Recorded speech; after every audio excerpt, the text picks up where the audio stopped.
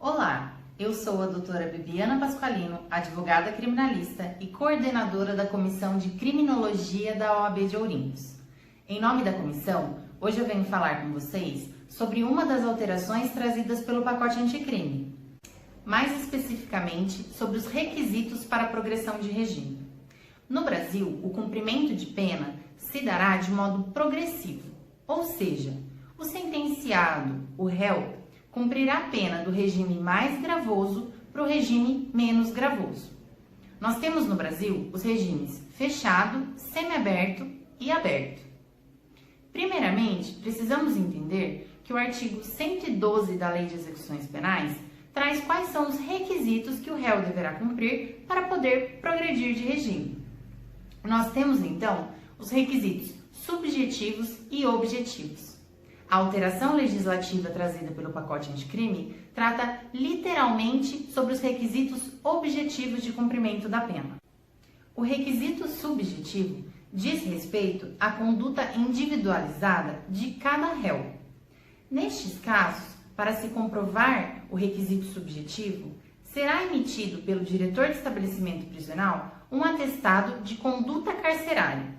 Para que o réu possa progredir de regime, neste atestado deve constar bom comportamento carcerário, ou seja, o réu não deve ter faltas graves ou médias em sua ficha.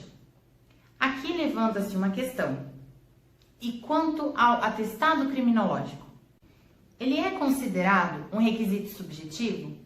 Sim, de fato ele é. Porém, ele não é um requisito obrigatório. O magistrado poderá requerê-lo mediante decisão fundamentada, de acordo com a súmula 439 do STJ. Os requisitos objetivos são diferentes dos subjetivos, pois eles são aplicados de forma igual para todos os réus. Neste requisito, deverá ser preenchido um lapso temporal para conseguir a progressão de regime. Antes do pacote anticrime, os lapsos temporais eram divididos em 1/6 para réu primário ou reincidentes condenados em crime comum, 2/5 para réu primário condenados por crime hediondo e 3/5 para reincidentes em crime hediondo.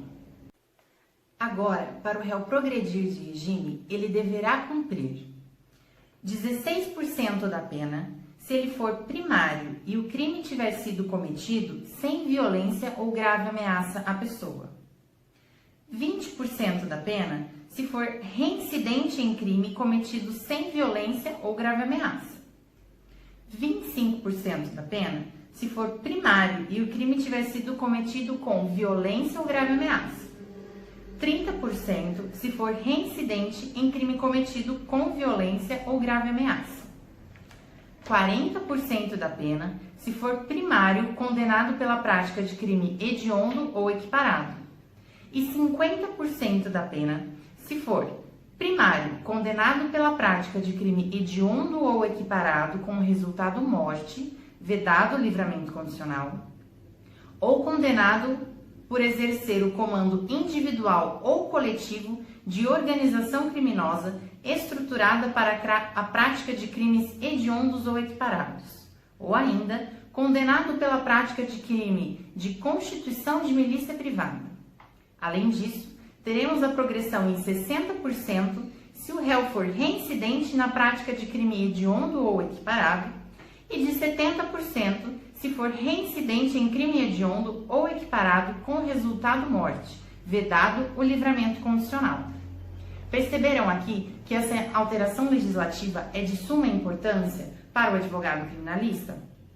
Aqui deve-se atentar à data que entrou em vigor o pacote anticrime, para poder saber se a lei penal irá retroagir para beneficiar ou, em caso de prejudicar o seu cliente, você não irá aplicar essa lei no caso anterior à vigência dela. Espero que vocês tenham gostado desse vídeo e até a próxima!